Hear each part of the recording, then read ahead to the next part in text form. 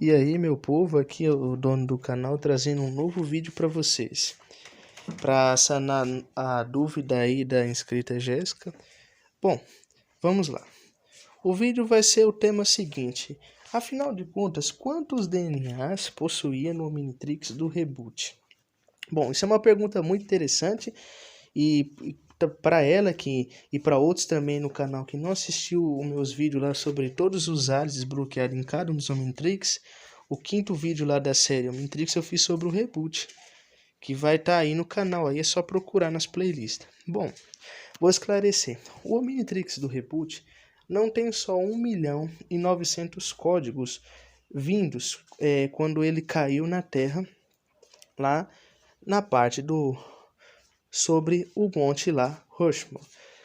Na série do Reboot, que é uma linha do tempo alternativa de Ben 10 Omniverse, já é comprovado que esse Omnitrix ele tem o armazenamento interno como o de Omniverse, que é um armazenamento dentro que não precisa de armazenamentos externos, de fora, que nem no caso a corrente Code Stream, que foi para o Omnitrix protótipo recalibrado e o Super Omnitrix.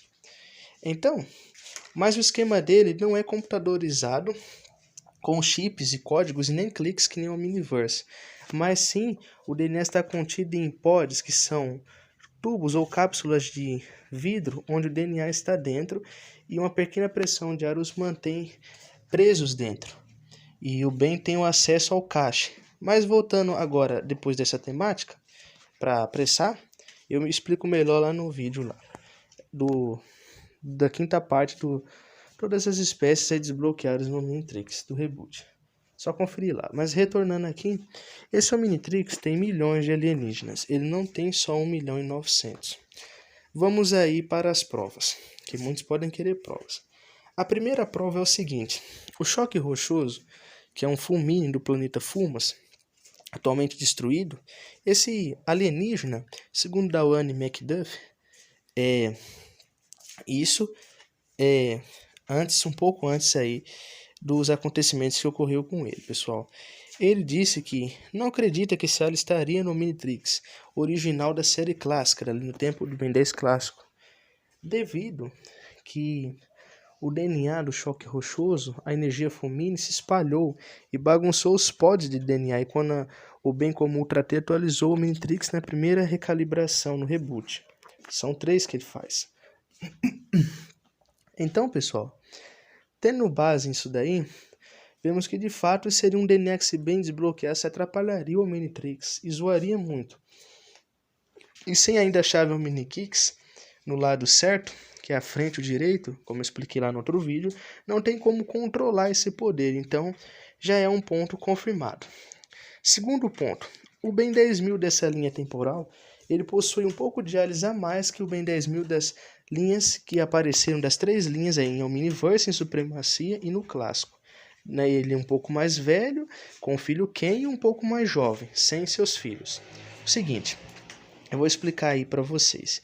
Esse Ben 10 do reboot possui no caso, 10.010 alienígenas.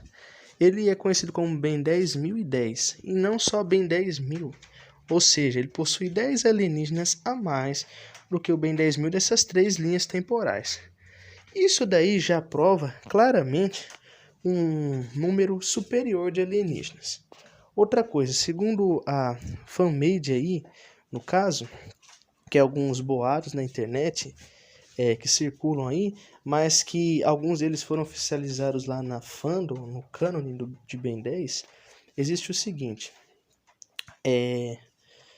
No caso, pessoal, quando fala lá milhões de alienígenas, já está implicando que o Omnitrix possui mais aliens do que no clássico. Isso foi aprovado aí por Matt Wayne aí no final, tá?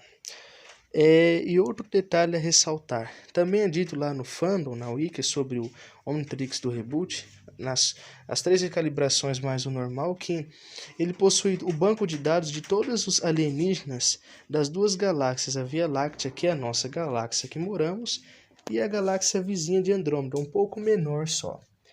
No nosso universo existe o resto do grupo local, que é várias galáxias, mas o nosso cosmos está composto por 3 grandes galáxias. Bom, pessoal, as galáxias são as seguintes: a maior é a Via Láctea, a segunda maior é a Andrômeda, isso é oficialmente pela NASA, pessoal, e a terceira maior chama Galáxia Triangulum.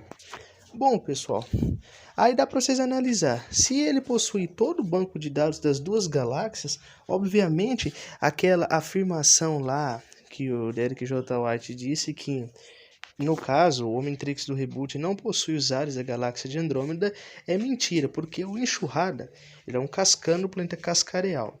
Ele pertence à galáxia de Andrômeda, esse planeta é de Andrômeda, então obviamente o relógio não ia ter só um único alien de Andrômeda, com vários planetas por perto, certo?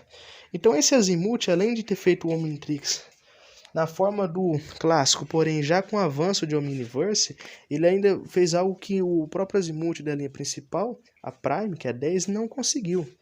Nessa linha alternativa ele conseguiu replicar as duas galáxias, a Via Láctea e a galáxia de Andrômeda.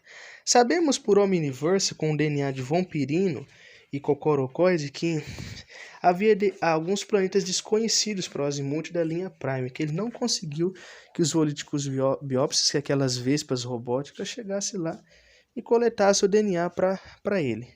Outro dado interessante é o Vampirino, que representa espécies que também foram mortas e extintas nessa linha do tempo. Mas no caso, na linha do tempo do Reboot, não existe espécies extintas, existe apenas planetas extintos. Isso aí também é confirmado pelo Matt Wayne. Numa entrevista que ele deu e está oficializado no Instagram. Então, no caso, é o seguinte. Então, pessoal, baseado em todas essas informações que eu estou citando aí para vocês, esse Omnitrix teria que ter no mínimo 2 milhões de alienígenas, porque quando falamos a palavra milhões, estamos falando milhões. 1 milhão é apenas milhão. Para falar milhões, já tem que ter no mínimo 2 milhões de alienígenas. Então já temos uma base aí. O Omnitrix de Omniverse termina com 1.912 amostras de DNA. Bom, já sabemos que o Omnitrix Reboot tem um banco de dados das duas galáxias. Outro ponto interessante a ressaltar. Segundo também a wiki do fandom sobre o Omnitrix do Reboot, todos os ares são bípedes, o que explica tanto insectoide andar em duas pernas e outros alienígenas. Mas há um dado que pode ser um pouco desmentido, que é no filme do Ben 10 lá contra o Universo, contra o Vilgax. Vemos o Besta lá nos 5 prisioneiros junto com o Fantasmático, o Blitzoff, o Mega Olhos lá e o Aquático. Ele está nas 4 patas, porém numa determinada cena que foi deletada, ele andaria em 2 pernas. Então isso confirma a característica bípede dessa linha alternativa, que os ares tudo andam em 2 pernas e não em 4 como quadrúpedes. Isso os sapientes seres racionais. Outro fator que o fandom diz é que, embora o relógio contenha milhões de DNAs, ele não tem espaço suficiente para caber todos os DNAs, a massa de todos os seres sapientes desse universo Prime, dessa linha, ou seja, alternativa. Então, baseado nesses dados, já podemos saber que esse Omnitrix não conseguiria chegar a obter, por exemplo, 1 bilhão de alienígenas, que nem lá a Gwen fala no clássico lá pro bem. Quando ele tenta desbloquear o controle mestre, o Omnitrix deveria ter 1 bilhão de combinações de comando, de códigos de comando, que seria impossível desbloqueá-lo. Assim, o Omnitrix tem um limite que está entre milhões de alienígenas e que não chega a 1 bilhão de alienígenas. Mas agora você pergunta, mas aí, velho, como é então o verdadeiro número? Porque ele possui todo o banco de dados da galáxia de Andrômeda e da Via Láctea, menos da Triangulum. Ela seria uma galáxia nova para escanear DNAs. E sabemos que ele tem milhões de ares, ou seja, implica 2 milhões. E sabemos que o máximo está em milhões, ele não bateria 1 bilhão dentro do relógio, por falta de espaço. Teria que, então, no caso, ter armazenamento fora, para poder ajudar, no exemplo, a corrente Cold Stream, mas nessa linha não existe. Então, qual é o número de alienígenas que possuía? Bom, pessoal, o Ben dessa linha, baseado no que vemos lá, Ben 10.010, já dá para ter uma base. Vamos supor, o Ben, quando o Azimuth mandou o Omnitrix na série clássica da linha Prime, possui 1.900.000 DNAs. Pega isso daí e suponhamos que o banco de dados de Andrômeda seja parecido com o da linha Prime. Quase quantidade. Então, pessoal, baseado no que eu falei, mas como vemos na linha clássica, isso é comprovado em Omniverse e nas outras séries, Ben não possuía todos os DNAs da Via Láctea. Como vemos ainda na série clássica, os aliens do universo lá da galáxia lá do sistema Anor, o sistema monstro, né? Inclusive aqueles aliens que o Thomas Perkins desenhou, o Skeleton e o Ligum, provavelmente também não possuía. E vemos depois em Supremacia que os aliens da linha de outras galáxias, como por exemplo de Andrômeda, não possuía, o que já prova um atraso desse azimuth. Já o azimuth da linha do reboot conseguiu ambos esses feitos. Então vamos somar 1 milhão mais 1 milhão, vamos supor que as duas galáxias, Via Láctea com Andrômeda, tivessem mais ou menos esse cálculo, que não é tudo. Provavelmente o universo completo deve ser em torno aí, quem sabe, de uns 4 ou 5 milhões de bases de DNA, no caso, por cada galáxia. Outro fator interessante é lá em Supremacia, lá no episódio lá, com a Gregor. No fim do episódio, o paradoxo revela que existe 4 trilhões de seres sapientes racionais em todo o universo Prime, ou seja, além das 3 galáxias, Via Láctea, Andrômeda e Triângulo 1, há outras do grupo local. E juntando todas essas, segundo a ciência, existem 54 galáxias do grupo local. E mais alguns restolhos que também são consideradas, que é mais ou menos em torno de 3 restolhos. E com as 3 grandes galáxias, Via Láctea, Triângulo 1 e Andrômeda, temos um total de 60 galáxias no universo conhecido, que seria, no caso, a parte próxima da nossa nebulosa. A nebulosa, no caso, criadora do nosso sistema solar. 60 galáxias. Não todo, pessoal, porque o universo possui 2 trilhões de galáxias no universo observável. Não observável. Mas, usando esses dados da ciência, da nossa nebulosa, 60 galáxias dentro da nossa nebulosa somaria, no caso, o que Paradoxo disse, 4 trilhões de seres. Mas em Omniverse vemos que existem os predadores, então seria metade presas e metade predadores, ou seja, metade racionais e metade irracionais, 2 trilhões de seres racionais. Esse é o número total de base de DNAs. Mas por mais que o Omnitrix do Reboot fosse avançado e não precisasse de auxílio de fora, vemos que ainda assim esse Omnitrix ainda precisa de um certo limite de espaço dentro dele, certo? Ou seja, mesmo com toda a tecnologia, não alcançaria. Então, vamos somar as duas bases. 1.900.000 com 1.900.000. 1 milhão com 1 milhão, 2 milhões. Vamos supor que fosse das duas galáxias. E 900 de cada, 1.800. Então, 2 milhões, 1.800 DNAs daria somado só nessa base. Então, só aí já teríamos um número aí caminhando para 2.200.000, pessoal. No caso, 2.200.000. Ou, em alguns cálculos menores, 2.002.000. Então, com esses dados em mãos que nós temos, já dá para se supor que o relógio caminharia para 3 milhões de DNAs. Bom, pessoal, eu sei que 10 milhões parece óbvio, porque com a contagem lá de Ben 10.010, teríamos uma soma ali, se pegar os 10 de trás, de 10 mil, e você multiplicar 10 vezes sobre 1 milhão, vai alcançar 10 milhões. Mas, segundo algumas folhinhas fora, que não canônicas da série, mas que eu vou incluir aqui algumas HQzinhas, o Ben, né, na verdade, teria ainda, esse Omnitrix teria reservas de 1 milhão de aliens ainda atemporais. Somado a isso, 11 milhões teríamos aí. Mas então, qual o verdadeiro número, pessoal? Vamos pegar esse número 10 e multiplicar ele mais algumas vezes. Vamos multiplicar ele por um divisor mais alto. Vamos multiplicar ele a 100 vezes, em vez de 10. Chegaríamos ao total de 100 milhões de amostras de DNA. E tá aí, pessoal, essa é a resposta. O Omnitrix do Reboot teria 100 milhões de amostras de DNA E esse seria a sua carga máxima. E por que que ele não escaneia no reboot? Porque ele já estaria na sua carga máxima. É outro detalhe que eu vou esclarecer aí.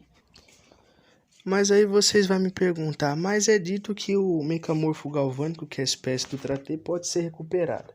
Que diz que ela foi deletada do banco de dados. Pessoal, agora eu vou desmentir essa comprovação. Vou explicar para vocês. O Gax foi uma espécie que o Azimuth não procurou escanear o Chimera sui generis.